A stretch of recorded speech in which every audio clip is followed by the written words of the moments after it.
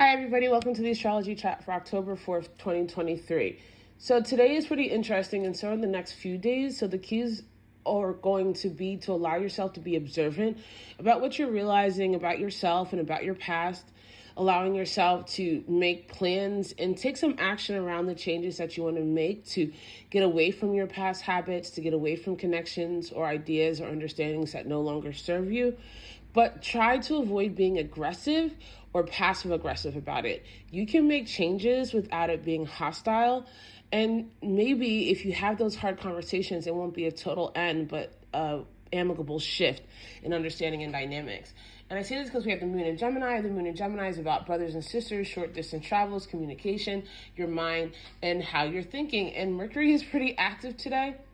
But the highlight really is the fact that we have Mars in the South Node coming into a conjunction, and it's going to be in the conjunction for the next couple days. And then Mars is going to go into a square with Pluto and Capricorn. And so there's this really big tension about power, about authority, about dynamics, about sovereignty, about control, and particularly about what you're doing to have those things or to release yourself from dynamics that no longer serve you.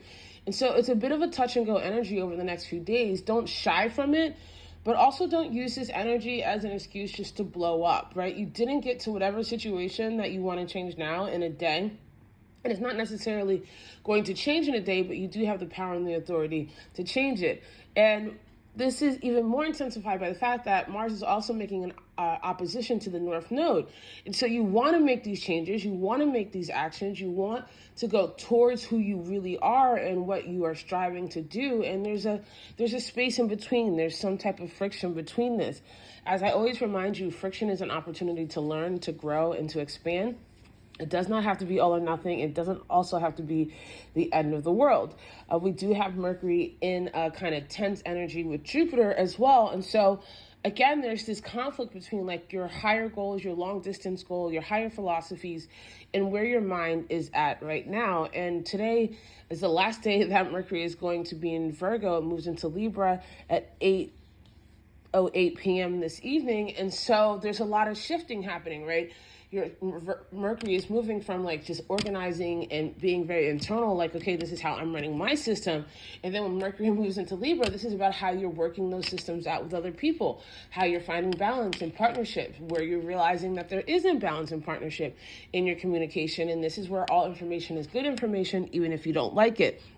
So again, taking deep breaths, allowing yourself to process, allowing yourself to take time to figure out how you're going to say something is important, but also don't shy away from saying what needs to be said or what needs to be done.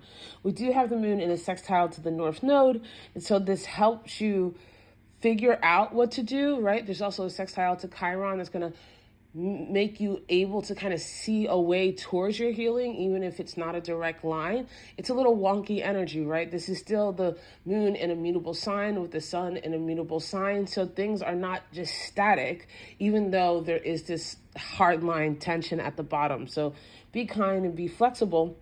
We also have the moon in trine with Mars. And so you do want to do the work to change your actions and your relationships and your dynamics with other people. It's just be mindful of power struggles, especially the fact that the moon is also having a tension with Pluto in the background. So there's a lot of moving parts today. There's a lot of moving parts over the next few days. This is where you want to cultivate grace and compassion for yourself and other people as you figure it out.